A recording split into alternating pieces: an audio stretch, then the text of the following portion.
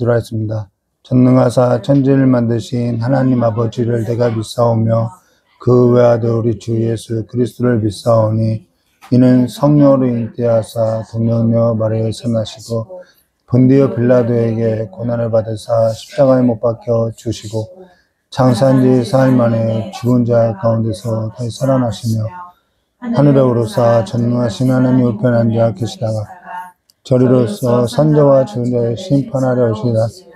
성령을 믿사오며 거룩한 공예와 성도와 세웠던 것과 죄를 사하시는 것과 몸이 다해 사는 것과 영원히 사는 것을 믿사옵나이다. 아멘. 참으로 고맙고 감사하신 하나님 아버지, 우리를 예수 그리스도의 피로 깨끗이 씻으사 우리를 세상 가운데 두지 않고 하나님 나라 가운데 두었사오니 이제는 하나님의 나라의 복된 자들로서 삶을 살아갈 수 있도록 지혜와 능력을 허락하여 주시길 간절히 원하오며 귀여우신 예수님의 이름으로 기도드리옵나이다. 아멘. 우리 찬송가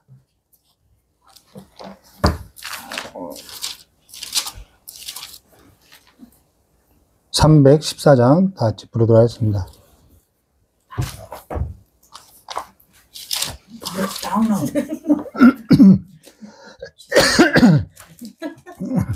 네, 314장.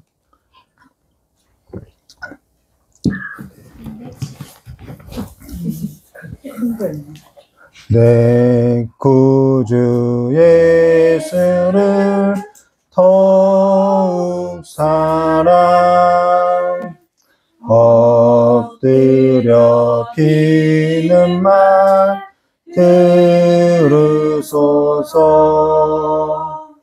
내 진정 소원이 내 구주 예수를 더욱 사랑 더욱 사랑.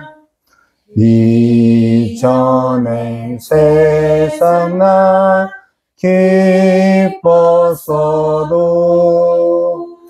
지금 내 기쁨은 오직 예수. 다만 내 피는 말 내 구주 예수를 더욱 사랑 더욱 사랑. 이 세상 떠날 때 찬양하고 숨질 때 하는 말 이것일세. 다만 내 피는 말 내 구주 예수를 더욱 사랑 더욱 사랑. 우리 오늘 함께 나누는 말씀 마태복음 25장 마태복음 25장 14절에서부터 30절까지의 말씀 함께 나누도록 하겠습니다. 마태복음 25장 14절에서부터 30절까지의 말씀입니다. 달란트 비유지요. 우리 14절부터 30절까지의 말씀 우리 한 절 한 절 교도하도록 하겠습니다. 22절까지만 기도할까요? 22절까지만 기도하겠습니다. 또 어떤 사람이 타국에 갈 때 그 종들을 불러 자기 소유를 맡김과 같으니 각각 그 재능대로 한 사람에게는 한 5달란트를, 한 사람에게는 2달란트를, 한 사람에게는 1달란트를 주고 떠났더니 5달란트 받은 자는 바로 가서 그것으로 장사하여 또 5달란트를 남기고 2달란트를 받은 자도 그같이 하여 또 2달란트를 남겼을 때 1달란트 받은 자는 가서 땅을 파고 그 집에 돈을 감추어 두었더니 오랜 후에 그 종들의 주인이 돌아와 그들과 결산할세.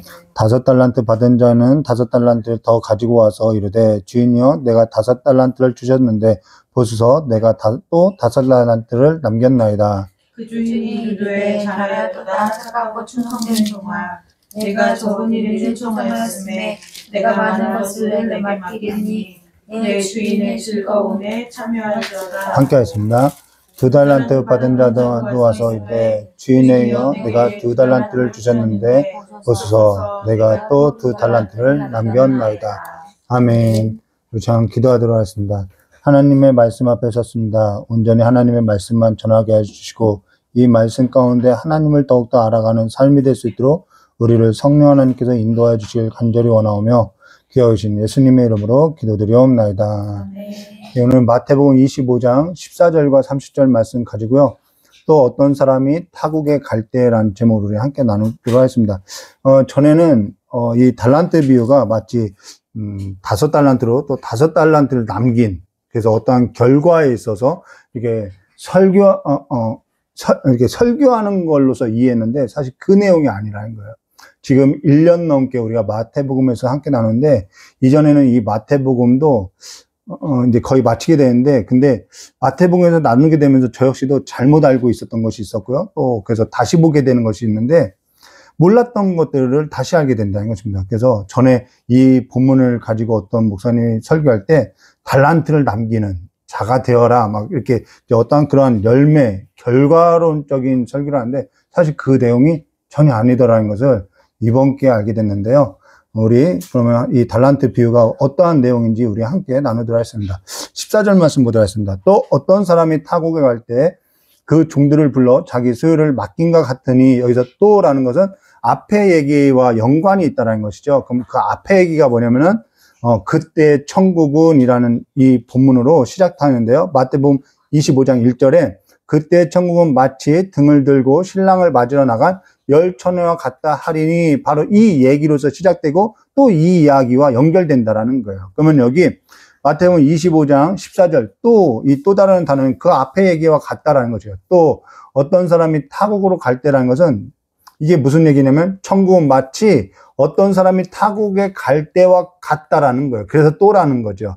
근데 여기 열처녀 비유에 있어서 우리가 잠깐 나누면은 5은 미련하고 5은 슬기롭다는 거예요. 근데 미련한 것과 슬기로운 것은 잤느냐 안 잤느냐에 있지 않다라는 거예요. 전부 자고 전부 졸았고 전부 신랑을 맞는 소리에 깼다는 것이죠. 그리고 전부 등도 준비했다는 것입니다. 근데 무엇을 준비 안 했냐면 기름을 준비 안 했다라는 거예요. 근데 이 역대하나 열왕기서를 보면은 성전의 등불이 꺼졌던 적이 있죠. 이스라엘 백성들이 하나님의 말씀을 떠났을 때, 말씀을 따르지 않았을 때 그들이 우상을 섬기며, 그래서 전쟁, 하나님의 그 도구로서, 이방 민족의 그 도구로서 전쟁이 일어났을 때 성전의 등불이 꺼져 있었다는 것입니다. 이 성전이 등불이 꺼져 있다는 것은 그들이 곧 하나님을 떠나 있었다는 삶을 말해주고 있다는 것이죠. 근데 성전 등불이라는 것은 뭘 의미하냐면 떡상을 비추는 성령을 의미한다는 것이죠. 성전 등불이라는 것은 그래서 늘 꺼지지 아니하고 비춰야 한다는 것입니다. 이건 뭘 의미하냐면 생명의 떡, 그리스도, 신랑이 올 걸 늘 비추는 삶이라는 거예요. 그게 성령의 역할이죠. 그래서 이 얘기는 신랑이 온 후에 우리가 준비하는 삶이 아니라 오늘 우리가 기억해야 할 것은, 천국이라는 것은, 기름을 준비하는 삶이라는 것은 신랑이 오기 전에 준비하는, 그래서 성령으로서 우리가 그리스도를 맞이하는 삶으로 빛을 발해야 한다는 것입니다. 성령께서 우리의 삶에 있어서 나타나는 것은 뭐냐면 그리스도와 우리와 한 몸으로서 우리가 그리스도의 삶으로 한 덩어리 생명의 떡으로서 비추는 역할로서 우리가 살아야 한다는 것이죠. 이게 열처녀 비유라는 거예요. 그 삶을 예수님께서 오시기 전에 준비되어야 하는 것이 기름을 준비하는 삶이라는 것입니다. 그래서 마태복음 5장 14절에도 너희는 세상의 빛이니 산 위에 있는 동네가 숨기지지 못할 것이요 사람이 등불을 켜서 말 아래 두지 아니하고 등경 위에 두나니 이러므로 집안의 모든 사람이 비추리라는 거죠. 빛을 비추는 삶이라는 거예요. 이것이 우리 일상을 나타내며 우리 일상 가운데 나타나는 거죠. 청년 모임 예배 때도 한번 언급한 것이 뭐냐면, 신앙이라는 것은, 믿음이라는 것은 상대로 하여서 내 안에 있는 빛을 보게 하는 삶이라고 이야기했던 것입니다. 신앙이 좋다는 것은, 믿음이 좋다는 것은 나 믿음 좋아라는 내 기준에 있는 것이 아니라 상대로 하여서 실족하지 않게 하는 삶에 있다라는 거예요. 이익이 아니라는 것이죠. 그래서 전도서, 이 삶을 다 살았던 그 솔로몬 있죠. 전도서 1장 3절에 해 아래에서 수고하는 모든 수고와 사람에게 무엇이 유익한가, 해 아래 수고하지 않는 사람은 없어요. 모든 사람이 수고한다는 것입니다. 믿는 자에게, 그래서 이 질문은 믿는 자에게만 질문한 것이 아니라 모든 사람에게 던진 질문이라는 것입니다. 모든 사람이 수고하는데 그 모든 수고가 사람에게 무엇이 유익하냐는 거예요. 모든 수고가 헛되다는 것이죠. 근데 유익한 것이 있다는 것입니다. 그건 뭐냐면은 여기서 무엇이 유익한가라는 이 질문은 뭐가 영원하냐 이 말이라는 거예요. 신앙이라는 것, 믿음이라는 것은요, 잠시 내 눈에 보이는 기뻐하는 것이 있지 않고요, 눈에 보이는 것이 있지 않다라는 거예요. 영원한 것, 보이지 않는 것이 있다는 것이죠. 땅에 간직되어 있는 것이 아니라 하늘에 간직되어 있다는 것입니다. 그 삶을 살아가는 것에 있다는 것이죠. 그러면 오늘 우리가 지난 설교에서 또 천국은 마치 어떤 사람이 타고 갈 때 그 종들을 불러 자기 소유를 맡긴 것 같으니 이 천국에 관해서 함께 나눌 건데, 이 천국 또한 오늘에 있다는 것입니다. 주인이 오고 나서의 삶이 아니라 주인이 오기 전의 삶이 천국이라는 것이죠. 주인이 오기 전에 준비하는 삶과 열처녀 비유와 연결된다는 것입니다. 그로 인해서 천국에 있어서 살지 아니하고 살지 못하고 있는 성도들이 개중에는 있겠다는 것이죠. 오늘 내 삶에 있어서 천국이 이루어진 삶에 있어서 가장 잘 나타나는 삶이 뭐냐면, 나 천국을 살아. 그 삶은요, 주인이 맡긴 삶이라는 거예요. 모든 걸 내 소유에 있다고 하는 것은 아직 천국이 아닌 내가 세운 성, 내가 세운 집에 있다는 것이죠. 내 나라 안에 내가 주인이라는 거예요. 천국이 오늘 이루어졌다는 것은 모든 것이 주인에게 내가 맡겨진 삶이라는 거예요. 그리고 모든 것이 주인에게 결산할 때가 있다는 것이죠. 들에 핀 꽃 한 송이를 보아도 이건 내 것이 아니라는 거예요.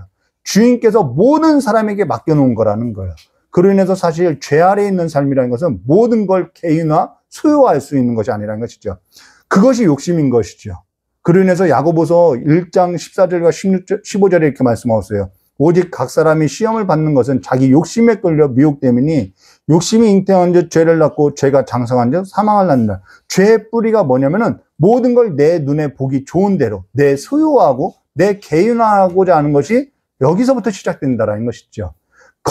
거기서부터 무엇이 시작되냐면은 갈등이 일어나고요, 열등감이 일어나고요, 비교와 패배와 이 욕심에서 나는 거예요. 소유와 시기와 교만과 비난, 더러운 모든 것이 여기서 난다는 것이죠. 갈등이 일어나는 거예요. 저 사람은 더 가져 자유하지 못한 것이죠. 그래서 자, 그러고 나서 15절에 뭐라 하죠? 각각 그 재능대로 한 사람에게는 금 5달란트를, 한 사람에게는 2달란트를, 한 사람에게는 1달란트를 주고 떠났으니, 여기 각각 그 재능대로라는 거예요. 분량대로 주는 거예요. 저도 재산이 있다면 자녀에게 맡길 때 뭐 똑같이 너 50대 50 이렇게 주지 않을 거라는 거예요. 그 아이의 분량대로 주겠다는 것이죠. 사실 전에는 이 본문 말씀 읽고 왜 똑같이 주지 않지? 누구는 5 주고 누구는 2 주고 누구는 1 주고, 이거 공평하지 않다고 생각했다라는 것입니다. 근데 이거는 불공평한 것이 아니라는 거예요. 각각 그 재능대로 분량대로라는 거예요. 자, 왜 우리가 이것이 불공평하다고 하면은 열등감 때문이라는 거예요. 비교의식 때문이라는 것이죠. 계속 이야기하는 거예요.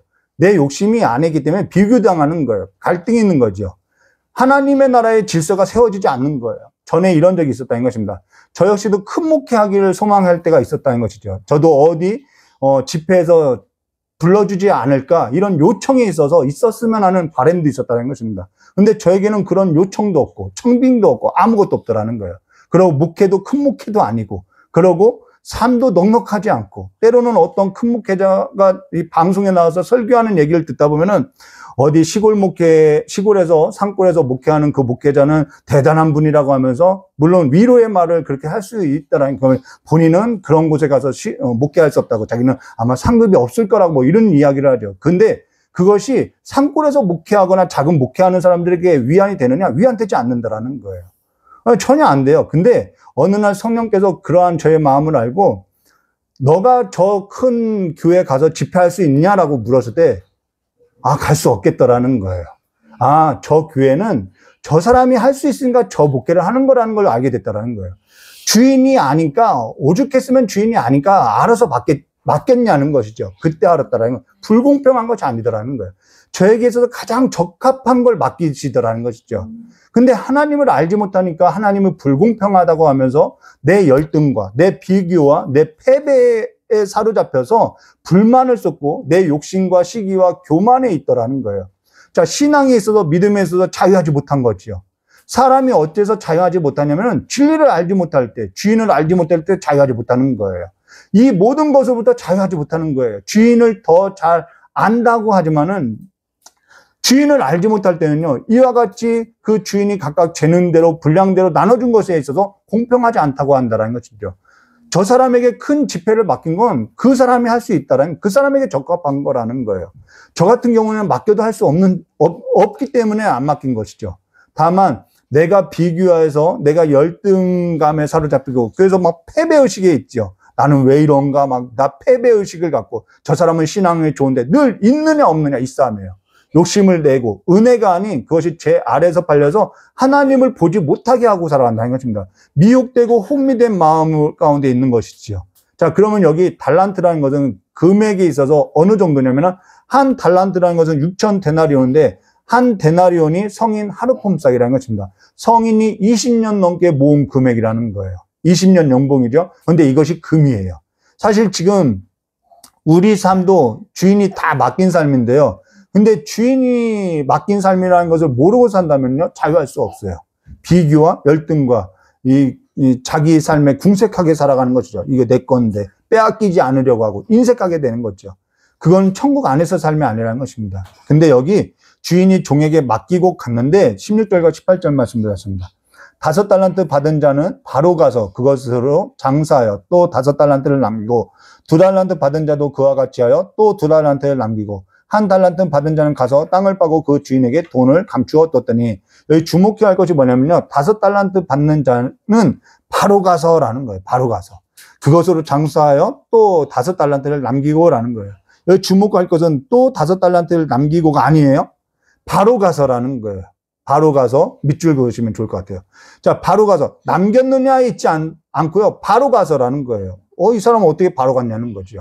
그리고 2달란트 받은 자도 그와 같이 또 2달란트를 남겼다라는 거예요. 2달란트 받은 자도 그와 같이라는 것은 바로 가서 그것으로 장사했다라는 거예요. 근데 그와 달리 1달란트 받은 자는 가서 땅을 파고 그 주인의 돈을 감추어 두었다라는 거예요. 누가 지혜있느냐? 사실 이 글을 모든 사람은요, 1달란트 받은 자가 지혜롭다고 하는 거예요. 왜냐하면 당시에는 보화를 어디에다 숨겨놓으면 밭에, 땅에 감추었다는 것이죠. 한 달란트는 금액이 작은 금액이 아니라는 거예요. 큰 금액이라는 것이죠. 이러한 금액은 은행에 맡길 것이 아니라 땅에 감추어둔다는 것이죠. 그게 가장 안전한 거라는 거예요. 가장 안전하고 주인에게 있어서 손해가 없는 방법이 뭐냐면, 유일한 방법이 뭐냐면 땅에 감추는 일이라는 것입니다. 나쁜 생각 아니고 기특한 생각이라는 거죠. 근데 여기 뭐가 잘못됐냐는 것이죠. 주인에게 있어서 손해가 됐느냐? 아니요. 가장 안전한 거예요. 주인도 안심시킬 수 있다는 것이죠. 그리고 5달란트 맡은 자에게 있어서 2달란트 맡은 자에게 1달란트 맡은 자나 모두 다 비교할 수 있고 열등을 가질 수 있고 뭐 나는 왜 하나 줬네 이런 내용이 전혀 없다는 것이죠. 맡은 금액이 다 다르고 남긴 금액도 다 다르다는 것입니다. 그리고 주인에게 있어서 손해된 것도 하나도 없다는 거예요.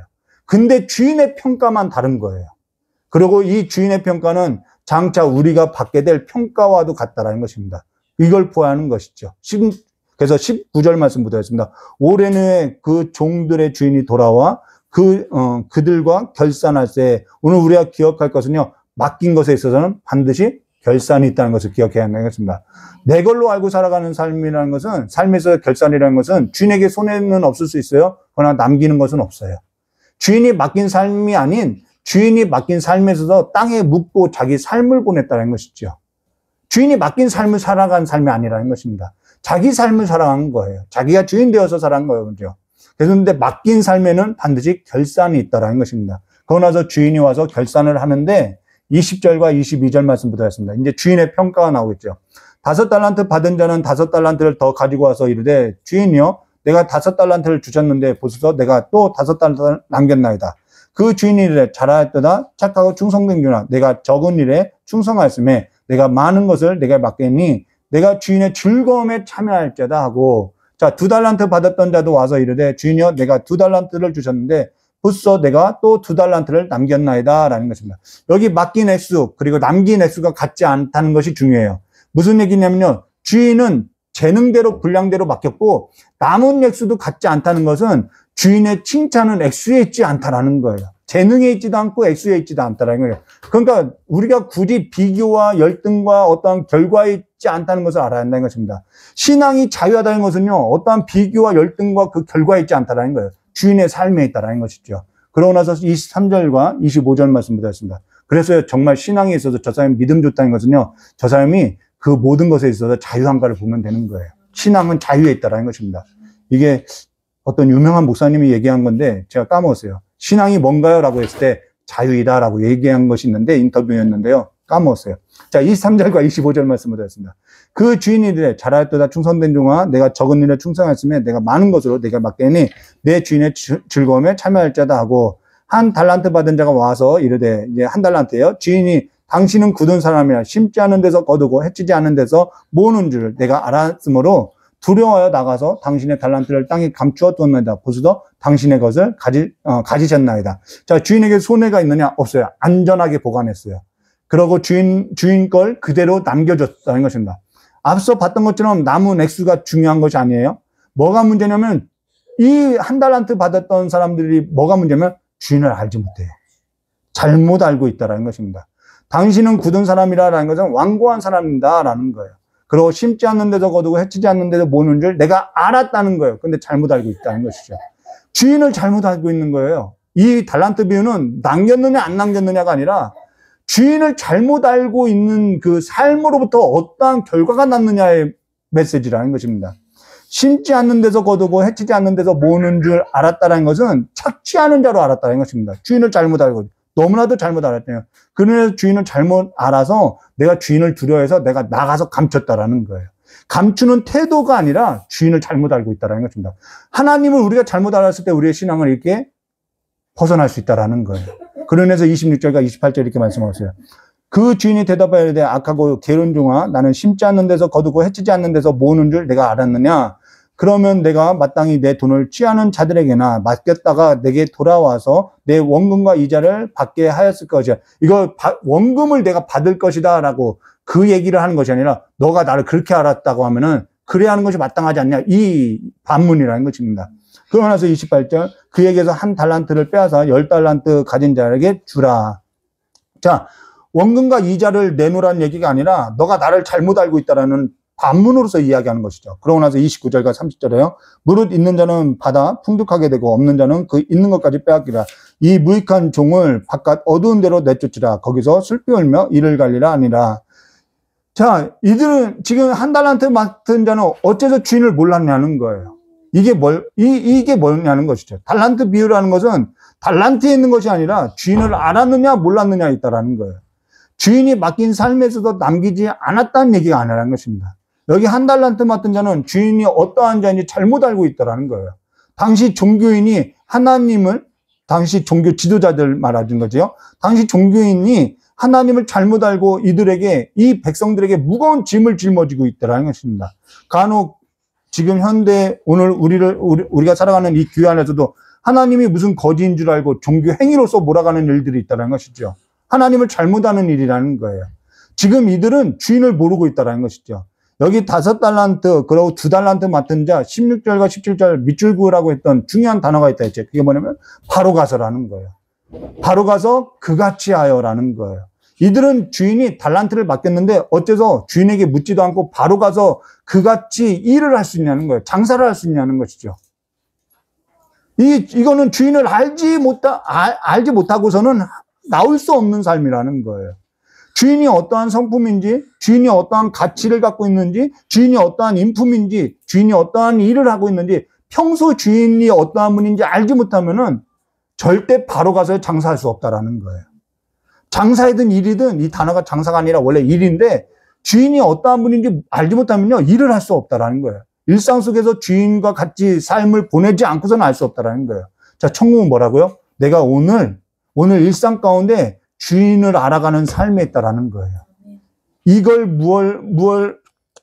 가지고 무엇을 해야 한다, 뭐 해야 한다, 이게 아니라 신랑이 오고 있는데 기름 준비한 삶이라는 것은 평소에 준비해 왔다라는 거예요.